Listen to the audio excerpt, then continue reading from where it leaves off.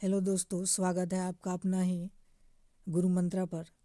तो सीटेट जो 2026 का जो 8 फरवरी में होने वाला है, तो उसके लिए हम लोग PYQ का सीरीज चला रहे हैं, PYQ ही बना रहे हैं, PYQ ही देख रहे हैं। तो आज का जो पहला क्वेश्चन होगा वो होगा कि प्राथमिक कक्षा में इनमें से क्या पर्यावरण अध्ययन का भाग है। ऑप्शन ए है विज्ञान, सामाजिक विज्ञान, पर्यावरण शिक्षण से संबंधित मुद्दे और सरोकार। और बी में दिया पर्यावरण शिक्षण की अवधारणाएं, सामाजिक विज्ञान के मुद्दे सरोकार। डी में दिया सामाजिक असमानता से संबंधित मुद्दे और सरोकार। आपको बताना है कि प्राथमिक कक्षा में क्या पर्यावरण अध्ययन का भाग है। तो ऑप्शन नंबर ए बिल्कुल सही होगा, क्योंकि इसमें विज्ञान, सामाजिक विज्ञान सारी चीज़ें आ चुके हैं। क्योंकि BC भी है, लेकिन BC है ना, सारे को विकल्प ए में दिया हुआ है, तो इसलिए विकल्प ए जो है अपना बिल्कुल सही हो जाएगा। ठीक है, तो क्वेश्चन नंबर दूसरा में कहता है कि प्रश्न नंबर नहीं देखना है, ठीक है। धीमी गति से सीखने वाले विद्यार्थियों के लिए नाटक उत्तम विधा मानी गई है, ठीक है। तो नाटक चुनने के लिए सबसे उचित कारण कौन सा है। विकल्प एक है कि पारंपरिक नाटकीय विधाएं हो, बालक के लिए विषय वस्तु से जोड़ने में सरल हो, या पारस्परिक क्रिया के नाटक उनकी स्मृति में अधिक समय तक रहते हैं, या तो धीमी गति से सीखने वाले विद्यार्थी अभिनय पसंद करते हैं। आपको बताना है इसमें से चारों विकल्प में कौन सा सही है। AB है या AC है या BC है या ABC, यानी सारा कुछ दिया हुआ है, तो आपको बताना है, ठीक है। तो यहाँ पर देखो, पारस्परिक नाटकीय विधाएं बालक के लिए विषय वस्तु से जोड़ने में सरल होता है, बिल्कुल सही है। पारस्परिक क्रियाई नाटक उनकी स्मृति में आधारित समय तक, है ना, उसके दिमाग में इसकी ज़्यादा समय तक वो चीज़ याद होती, तो ये भी तो सही है।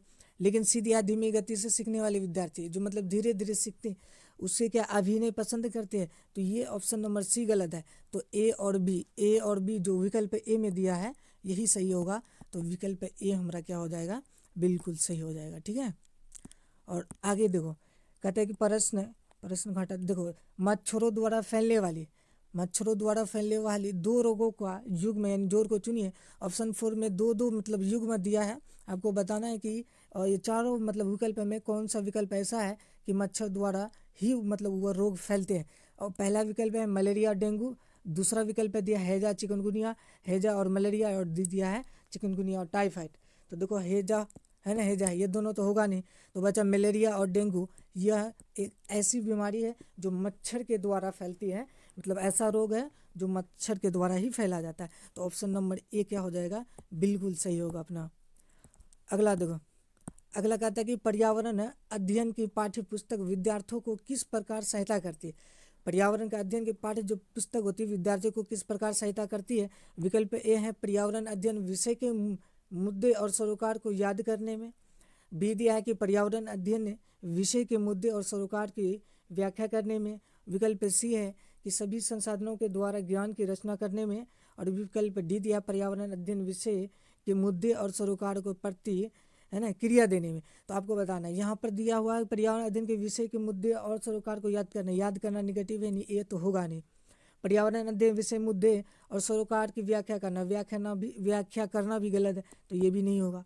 सभी संसाधन के द्वारा ज्ञान की रचना करने में, है ना, ये भी ठीक लग रहा है। डी देखो, पर्यावरण अध्ययन के विषय के मुद्दे में, सिर्फ एक विषय के नहीं, इसलिए ऑप्शन जो सी होगा वो बिल्कुल सही होगा, है ना। तो अगला क्वेश्चन कहता है कि रेगिस्तान ओक के बारे में, रेगिस्तानी यानी जो ओक है ना, वृक्ष है जिसको ओक बोलते हैं, के बारे में निम्नलिखित कथन का आप अध्ययन कीजिए। और विकल्प दिया है, बताना है कौन कौन सा विकल्प ओक के बारे में सही है और कौन सा गलत है। तो पहला विकल्प कहता है क्या रेगिस्तानी ओक एक वृक्ष है, बिल्कुल, जिसकी ऊंचाई हमारी कक्षा के कमरे के लगभग बराबर अर्थात लगभग वह 4 मीटर होती है, ये बिल्कुल सही है, ठीक है। इस वृक्ष की जड़ें नीचे वृक्ष की ऊंचाई के लगभग 30 गुनी गहराई तक जमीन के भीतर लगभग 30 मीटर नीचे जाता है, बिल्कुल सही है। इस वृक्ष के तने में पानी अतिरिक्त होता है। और विकल्प ये वृक्ष अबू धाबी में पाया जाता है। बताना विकल्प ABC, इसमें से क्या सही होगा। ए और दो तो सही होगा ही, इसमें एक दो इसमें नहीं है, इसमें भी है, इसमें भी है। ये वृक्ष अबू धाबी में पाया जाता है, तो ये वृक्ष अबू धाबी में नहीं पाया जाता, जो गलत हो जाएगा। तो बचा क्या, 4 भी जहाँ जहाँ है उसको काट देते, तो 4 तो दिया हुआ ही नहीं है ना, 1 2 3 है, तो यहाँ पर केवल 1 और 2 ही क्या हो जाएगा, बिल्कुल सही होगा, ठीक है। तो ऑप्शन नंबर क्या हो जाएगा, बी विल सही होगा अपना। अगला देखो, अगला क्वेश्चन कहता है कि विद्यार्थियों को जैव विविधता का अगर अनुभव देने के लिए कौन सा युक्ति ठीक रहेगा कि विद्यार्थियों को जैव विविधता का अनुभव देना है। तो वह जैव विविधता किसको कहते हैं, मतलब किसी भी क्षेत्र पर एक से अनेक है ना प्रजातियां जो रहती है वह जैव विविधता कहता है। ठीक है, तो इसकी अगर हम बालक को इसके बारे में ज्ञान देना है तो उसके अनुभव देने के लिए तो कौन सा सटीक होगा। तो ऑप्शन ए है पक्षियों की प्रजाति संबंधित पुस्तक है ना लेख पढ़ने के लिए देना, नहीं ये गलत है। दूसरा है प्रवासी पक्षी के बारे में भिन्न लघु चलचित्र दिखाना, गलत है। पक्षी अभ्यारण्य में अवलोकन के लिए ले जाना या विकल्प प्रजाति पर व्याख्यान देना, व्याख्यान निगेटिव से दो बचा के ऑप्शन नंबर सी कि हम है ना विविधता के अनुभव सॉरी हाँ विद्यार्थियों को जैव विविधता के अनुभव करने के लिए सबसे अच्छा युक्ति है कि पक्षी अभ्यारण्य यानी चिड़ियाघर में ले जाइए, वहाँ पर अवलोकन करने के लिए जाइए और विद्यार्थी देखेगा, अवलोकन करेगा, सीखेगा। ठीक है, तो इसलिए ऑप्शन नंबर सी जो है बिल्कुल सही होगा। और अगला क्वेश्चन क्या कहता, प्राथमिक स्तर पर ये तो हो गया है। ठीक है, हाँ प्राथमिक स्तर पर पर्यावरण अध्ययन के क्षण में कहानियाँ, कविताओं और प्राथमिक परवाएं ढंग से उपयोग किया जा सकता है। पर्यावरण अध्ययन में इसकी क्या है ना मुख्य विशेषता है। विकल्प आपके सामने है। पहला विकल्प कह रहा है कि क्या कक्षा की गतिविधि की पूर्ति, सीखने के लिए संदर्भित वातावरण प्रदान, पाठ को आनंद बनाना, भाषी कौशल को बढ़ावा देना। आपको बताना है फोर विकल्प में कौन सा सही होगा। प्राथमिक स्तर पर पर्यावरण अध्ययन के क्षण में कहानी, कविता ये सब अगर मतलब उपयोग करते हैं तो पर्यावरण अध्ययन में इनके उपयोग का मुख्य उद्देश्य क्या होता है। तो इसका मुख्य उद्देश्य होता है कि सीखने के लिए संदर्भित वातावरण प्रदान करना, मतलब संदर्भित जो बालक मतलब जहाँ से जुड़ा होता है यानी वर्तमान मतलब वातावरण, उसी से मतलब वातावरण प्रदान करना। ठीक है, तो इसलिए ऑप्शन नंबर बी क्या है सही है। आगे दिया है कि कोई किसान उर्वरक है ना खाद वगैरह जो बोलते कोई किसान उर्वरक को और कीटनाशकों का अधिक उपयोग करके अपने खेतों में बार बार किसकी धान की है ना बार बार धान की फसल उगा रहा है यानी उगा रहा है। तो ऐसे करने से उसके खेत की मृदा क्या होगी यानी उसकी मिट्टी की मृदा क्या होगी। यहाँ पर देखो क्वेश्चन को समझो। क्वेश्चन कहता है कि कोई भी किसान हो उर्वरक को जैसे मतलब खाद होगी ना उर्वरक को या कीटनाशक दवाई अधिक अगर वो अपने मतलब खेत में उपयोग कर रहा है और वह बार बार धान का ही फसल कर रहा है तो बताओ वह मिट्टी जो है वो खेद है कैसा हो जाएगा। विकल्प है कि केवल धान की फसल के लिए ही उपयोगी रहेगा, बिल्कुल नहीं है ना।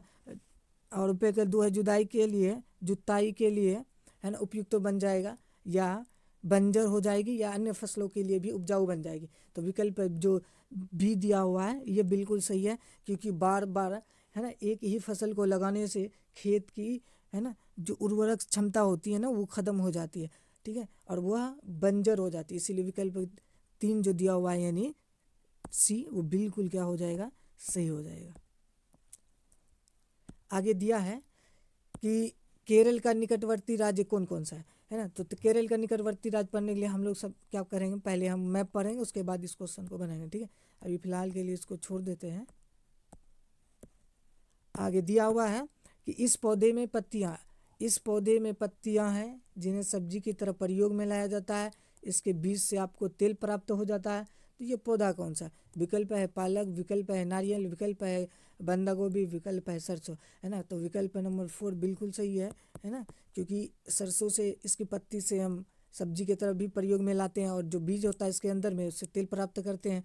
तो ऑप्शन नंबर जो डी है यानी 4 बिल्कुल सही है। तो आगे क्या कर रहा है, आगे कहता है कि प्राथमिक स्तर पर पर्यावरण अध्ययन के आकलन में निम्नलिखित में से कौन सा एक संकेत उपयुक्त नहीं है ना उपयुक्त नहीं है। तो नेगेटिव पूछा तो नेगेटिव के लिए देखेंगे। प्राथमिक स्तर पर पर्यावरण अध्ययन के आकलन अगर करना है तो ये 4 विकल्प में कौन सा विकल्प ऐसा है जो जरूरी नहीं है मतलब आकलन करने के लिए जरूरी नहीं है उसको देखेंगे। स्मरण या प्रश्न पूछना, न्याय और समानता के प्रति या सहयोग। आपको बताना है कि मतलब प्राथमिक कक्षा में आकलन करने के लिए स्मरण बिल्कुल सही है, प्रश्न पूछ सकता है बालक, सहयोगात्मक है ना ये भी सही है। लेकिन ऑप्शन नंबर 3 यानी सी में दिया है कि न्याय और समानता के प्रति, यहाँ पर बालक क्या है प्राथमिक स्तर का बालक है तो वही न्याय और समानता के प्रति, इसके लिए हम आकलन नहीं कर सकते, ठीक है। इसीलिए ऑप्शन नंबर जो 3 में दिया यानी सी, ये बिल्कुल क्या है अपना सही हो जाएगा, ठीक है।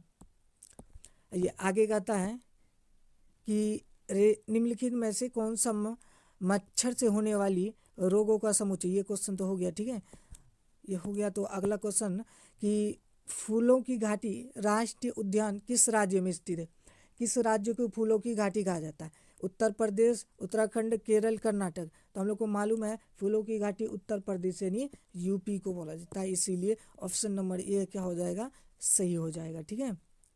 आगे चलिए, कहता कि पूर्व काल से भारत में उगने वाले फसल यानी सब्जी क्या है? पूर्व काल मतलब वह प्राचीन काल से, यानी पहले से ही भारत पर कौन कौन सी सब्जी को उगाया जाता मतलब जा रहा है अभी तक? आलू एवं टमाटर, पत्ता गोभी एवं आम, आम एवं केला, मटर एवं, है ना, केला। आपको बताना है कि अपने भारत में पूर्व काल से कौन सी फसल यानी सब्जी को उगाया जाता है। तो यह मटर एवं केला, तो केला तो उगाया जाता है लेकिन मटर नहीं उगाया जाता, ठीक है। मटर अपना भारत का नहीं, ये विदेशी मतलब क्या है सब्जी है। आलू एवं टमाटर, आलू तो टमाटर, पत्ता गोभी और आम, आम एवं केला, आम और केला ये पूर्व काल से ही भारत में उगाए जाते हैं, ठीक है। तो ऑप्शन नंबर जो सी है वह सही होगा। आगे कहता है कि एलेक्स केरल में रहता है, ठीक है। एलेक्स कहाँ रहता है? केरल में रहता है। वो अपने घर के आंगन में निम्नलिखित में से क्या उगाता होगा, है ना, क्योंकि एलेक्स कहाँ रहता है? केरल में। तो केरल में मतलब लोगों के आंगन में क्या उगाया जाता है? नारियल एवं टेपिकाओ, या टेपिकाओ एवं सरसों, नारियल एवं कमल, या सरसों एवं चावल। तो पता है कि केरल में, है ना, आंगन में क्या उगाया जाता है? नारियल एवं टेपिकाओ उगाया जाता है, इसीलिए ऑप्शन नंबर ए क्या होगा, सही हो जाएगा, ठीक है। आगे कहता है कि जंतु कीड़े जो अपने समूह यानी अन्य सदस्य को गंध से सूंघते, है ना, ढूंढ लेते हैं, तो वो कौन सा मतलब वो जंतु या कीड़ा हो सकता है? कि ऐसा जंतु या ऐसा कीड़ा जो अपना समूह को कई किलोमीटर दूर से ही मतलब उसके गंध से उसको ढूंढ लेता है। तो वह ऑप्शन में दिया है क्या? बाज, चमगादड़ या चील, रेशम का कीड़ा, चींटी या मक्खी, चींटी, मधुमक्खी, रेशम का कीड़ा या मधुमक्खी, चमगादड़, कुत्ता। आपको बताना है कि ऐसा चारों विकल्प में कौन सा ऐसा है जो मतलब अपने समूह को बहुत मतलब किलोमीटर दूर से ही उसके गंध से ढूंढ लेता है। तो बाज नहीं, ये गलत होगा। रेशम की कीड़ा, चींटी, चींटी और मक्खी, मक्खू नहीं होगा, मधुमक्खी होगा, ठीक है, मक्खी नहीं, चींटी, ये भी तो गलत है। चींटी, मधुमक्खी, रेशम का कीड़ा ये सही है। ऑप्शन नंबर सी क्या होगा अपना, बिल्कुल सही होगा। आगे चलिए, आगे कहता है कि शबाना अपने पिताजी को यातायात के लिए, है ना, खनिज तेल आधारित ईंधन की बचत के लिए सुझाव देती है और उसके पिताजी खुशी खुशी इसकी जो सुझाव दुआ स्वीकृत कर लेते हैं। निम्न में से संसाधनों को जाने के लिए प्राथमिकता देंगे। यहाँ जो शबाना है वो अपने पिताजी को यातायात मतलब एक जगह से जब दूसरी जगह जाते यातायात करते हैं ना, तो उसके लिए खनिज तेल आधारित ईंधन की बचत के लिए, क्योंकि कोई भी मतलब क्या करेगा, कोई भी व्यक्ति अगर यातायात करेगा तो इसके लिए साधन होगा, साधन में या तो ईंधन जलेगा या तो खनिज तेल जलेगा, कुछ तो जलेगा ही। तो खनिज तेल आधारित ईंधन से अगर बचत करने के लिए उसके पिताजी सुझाव दिया तो उसके पिताजी बहुत खुश हुए और इसकी जो मतलब सवाना का तो उसको स्वीकृति किया। आप बताना है कि उसके पिताजी संसाधनों को जाने के लिए कौन सी संसाधन को उपयोग करेगा? कार एवं मेट्रो रेल से जाएगा, बस एवं मेट्रो रेल से जाएगा, साइकिल मेट्रो रेल से जाएगा, मोटरसाइकिल एवं मेट्रो रेल से जाएगा। तो कार में भी तो तेल जलेगा, तो उन्होंने क्या स्वीकार किया, तो इससे वो उसके पिताजी तो जाएंगे नहीं, क्योंकि इसमें क्या है खनिज तेल का मतलब खपत होती है। बस एवं मेट्रो रेल, तो बस में भी तो खनिज तेल लगती है, तो ये भी तो नहीं होगा। साइकिल एवं, है ना, मेट्रो रेल, हाँ, ऑप्शन नंबर सी जो दिया है वो सही होगा। समर को एक प्रोजेक्ट के लिए ऐसी खाद्य सामग्री को चुनना था जो पौधे से ना लिया गया हो, वह चुनिए। मतलब ऐसा खाद्य सामग्री है ना, खाने वाले ऐसा मतलब सामग्री जो चुनना है जो पौधे से नहीं लिए हैं, पौधे से वो नहीं लिया गया। क्या शहद, कटहल, मीट यानी मांस, ऑप्शन बी है दूध, अंडे एवं भुट्टा, सरसों, मछली या मांस, दूध, शहद एवं अंडे। आपको बताना है चारों विकल्प में ऐसा कौन सा विकल्प है जो खाद्य सामग्री है लेकिन पौधे से नहीं है, ठीक है। तो यहाँ पर दूध, शहद एवं अंडे जो पौधे से नहीं है, तो ये भी क्या है एक विकल्प हो जाएगा जो ऑप्शन नंबर डी है, बिल्कुल सही हो जाएगा, ठीक है। चलिए आगे, आगे कहता है कि एक लोहार निम्नलिखित में से किन चीज़ों को बनाता है? एक लोहार है वह क्या क्या चीज़ को बनाएगा? पहला दिया मिट्टी का मटका, ईंट या कुल्हड़। बी में दिया है खुरपी, आड़ी, कुल्हाड़ी। और सी में दिया है अंगूठी, आड़ी, चूड़ी। और डी में है कुल्हाड़ी, ईंट और चूड़ी। यहाँ क्वेश्चन कहता है कि लोहार, लोहार क्या मिट्टी बनाती है? नहीं, गलत। खुरपी, आड़ी, कुल्हाड़ी बिल्कुल सही, ऑप्शन नंबर बी बिल्कुल सही है। क्वेश्चन कहता है कि एक माँ को अपने बेटी के लिए घर के अंदर खेले जाने वाले खेलों को चुनना है क्योंकि वह पैर की चोट के कारण अपने घर से बाहर जाने में असमर्थ है। वह निम्न में से कौन सी खेल को चुनेगी? है ना, एक माँ है, उसकी अपनी बेटी है और उसको खेल खेलने के लिए ऐसा खेल को चुनना है कि वह मतलब घर से बाहर ना जाए, घर के अंदर ही खेले। क्या बैडमिंटन, शतरंज, लूडो या कैरम बोर्ड, शतरंज, ताश या टेनिस, शतरंज है ना, स्थाऊ या छुप छुपाई, स्थूल है ना, पिट्ठू। तो घर में खेलने वाले कौन से खेल होते हैं? कैरम बोर्ड, शतरंज, ताश है ना। बैडमिंटन तो आपको बाहर जाना होगा, ठीक है। शतरंज है ना, टेनिस के लिए बाहर जाना होगा, छुपा छुपाई के लिए भी बाहर जाना होगा। तो इसलिए ऑप्शन नंबर बी बिल्कुल सही होगा। चलिए आगे क्वेश्चन बोल रहा है कि निम्नलिखित में से कौन से राज्य का समूह अरब सागर के तट पर स्थित है? केरल, आंध्र प्रदेश। इसको है ना मैप पढ़ेंगे तब पढ़ेंगे, इसको अभी रहने देते हैं, ठीक है। आगे देखो, कहता है कि गेंगर मेंडल मटर के पौधे पर प्रयोग के कारण प्रसिद्ध थे। अगर मूल पीढ़ी में मटर के पौधे के बीज हरे और पीले हो तो अगली पीढ़ी में मटर के बीज के बारे में उनका कौन सा परीक्षण था? क्या सभी पौधे में हरे और पीले मिश्रित रंग के बीज थे, या ज़्यादातर पौधे में पीले बीज थे, या ज़्यादातर पौधे में हरे रंग के बीज थे, या सभी पौधे में है ना पीलापन के लिए हरे बीज थे? तो यहाँ विकल्प बी जो है, ज़्यादातर पौधे में पीले बीज थे, इसीलिए ऑप्शन नंबर जो बी दिया है वो सही है।